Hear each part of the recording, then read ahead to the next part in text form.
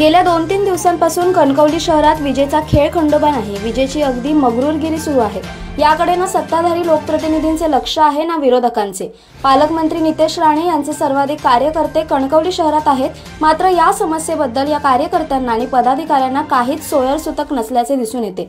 पालकमंत्री आल्यावर show shining मारणाऱ्या या कार्यकर्त्यांनी प्रत्यक्षात काम करून निदान विजेची तरी समस्या सोडवावी अशी भाबडी आशा सामान्य जनतेची आहे.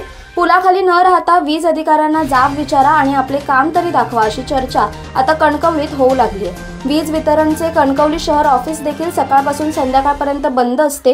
विजेच्या समस्या सोडवण्यासाठी आणि समस्येवर तोडगा काढण्यासाठी माजी नगराध्यक्ष समीर नलावडे देखील कमजोर ठरत असल्याची चर्चा शहरात सुरू आहे.